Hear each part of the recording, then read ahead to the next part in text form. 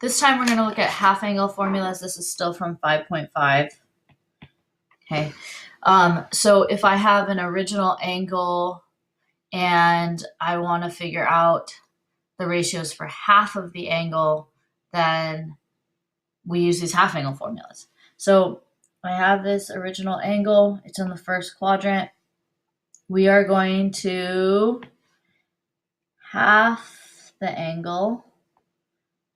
So we're going to figure out the new, so that's theta over 2, the new trig ratios for this angle. Okay, so for the sine of theta over 2, I'm going to use plus or minus the square root of 1 minus cosine theta over 2. Okay, let's get our original trig function, trig ratio, so sine theta, cosine theta, and tangent theta.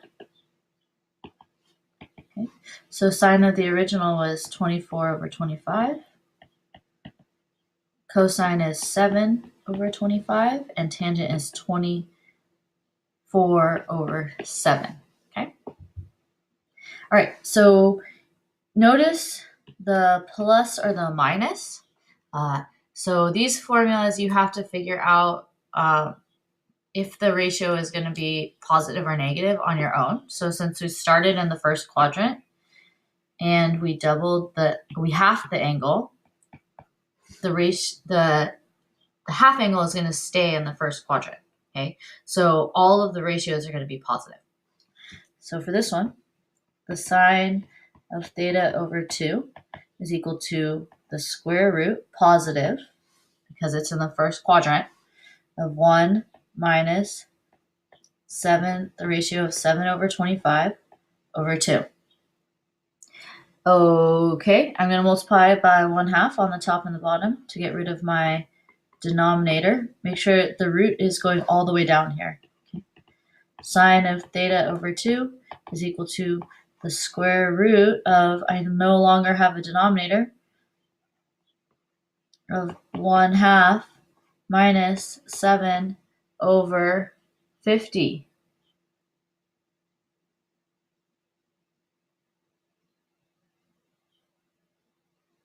All right. Okay, so now we're going to add common denominator. So multiply this by 25 by 25. So 25 minus 7 gives me 18. So the square root of 18 over 50. Okay, I can simplify that, giving me the square root of 9. I can do better than that. 9 over 50. Okay, and that is 3 over 5 square root 2, which is equal to 3 root 2 over, oh, just kidding. I see I made a mistake. It's right here. I'm going to go ahead and erase those. Okay, learn how to simplify fractions here. So divide the top by 2, divide the bottom by 2. We get 9 over 25, which equals 3 over 5. My new ratio is 3 over 5 for the sine of theta over 2. Okay, that's pretty cool. Okay, the sine of, this one should say the cosine of theta over 2. Okay, so we're going to go ahead and use our formula, which is the square root of 1 plus cosine theta over 2. Is the ratio positive or negative? Well, it's in the first quadrant, so it's going to be positive. Okay, so that gives me the square root of 1 plus 7 over 25 over 2. Again, multiply by 1/2. Okay, giving us the square root of 1/2 plus 7 over 50.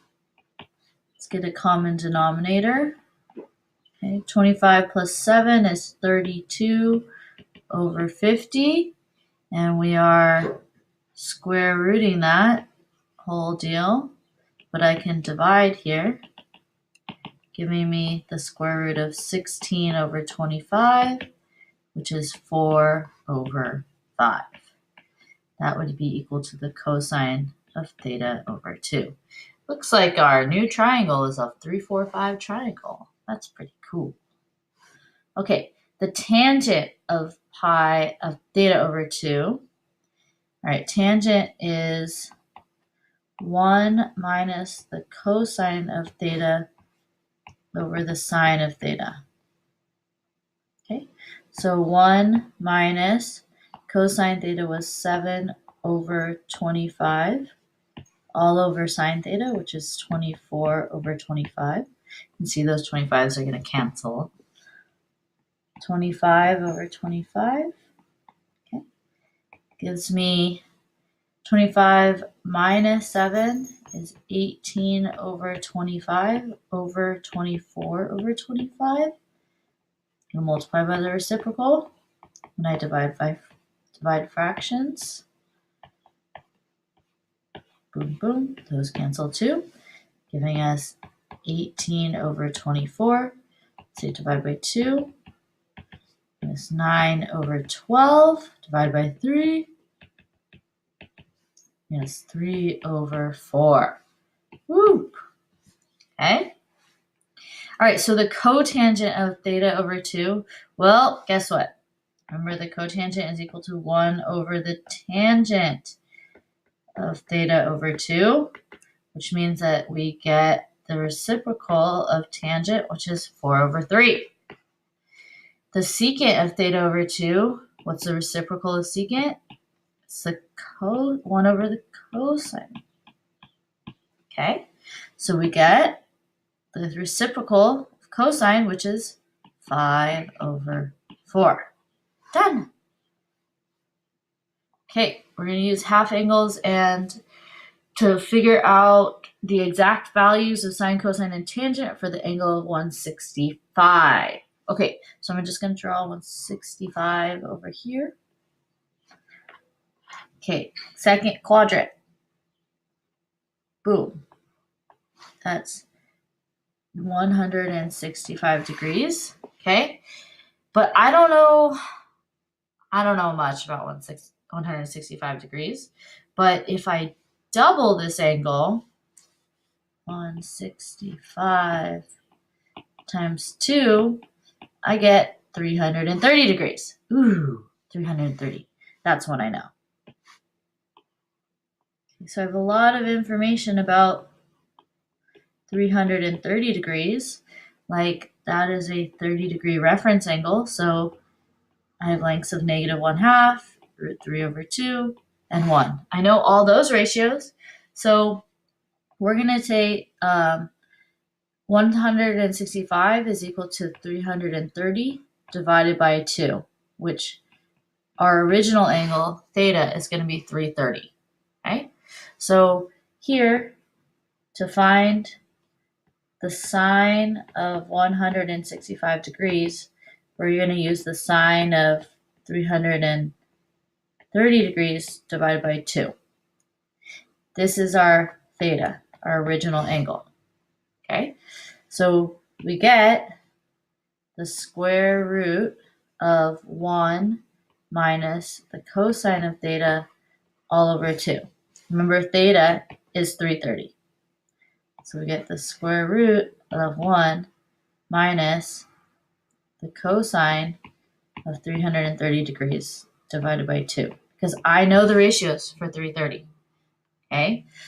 So let's plug in our ratio.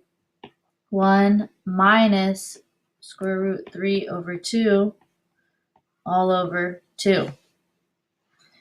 All right, I'm going to add the top this time. So 2 over 2 gives me the square root of 2 minus the square root 3 all over 2, and then divided by 2. Multiply by the reciprocal to get rid of the denominator. Okay. Leaving me with the square root of 2 minus the square root of 3 all over 4. And I'm almost done. What is the square root of 4?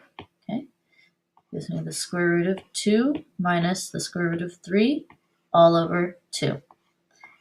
It's not beautiful, but that's the ratio. Okay.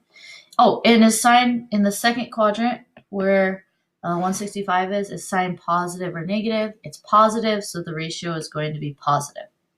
Okay, we assign the positive and negative sign to our ratios. Okay, cosine. Cosine is equal to the square root of 1 plus the cosine of 330 all over 2.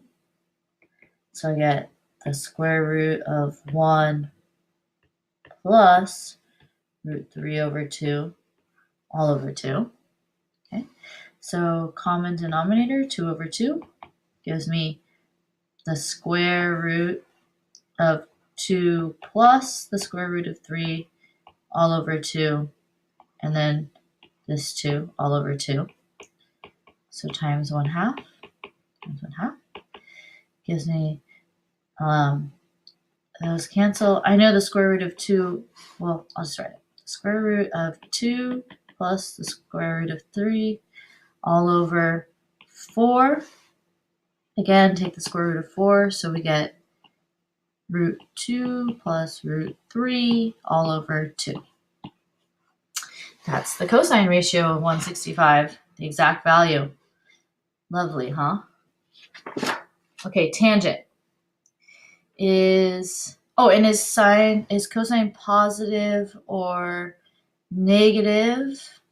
Oh, look how bad this is. These ran into each other. Sorry. Okay, so cosine is negative, so the ratio is going to be negative. Okay, tangent. We'll use a different color.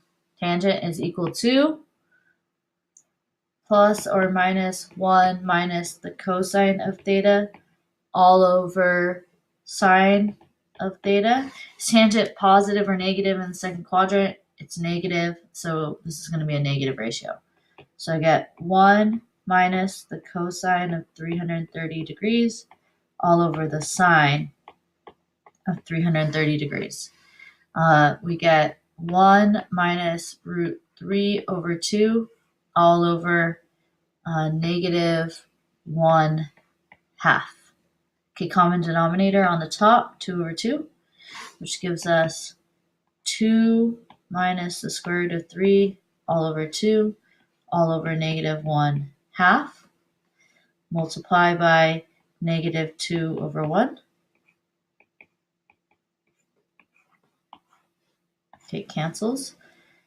Gives us, look, the denominators are going to cancel, leaving us a negative 2 plus the square root of 3. And then all of this is also negative. So, because all of this is negative from the original negative, giving us 2 minus the square root of 3. So that would be our tangent ratio.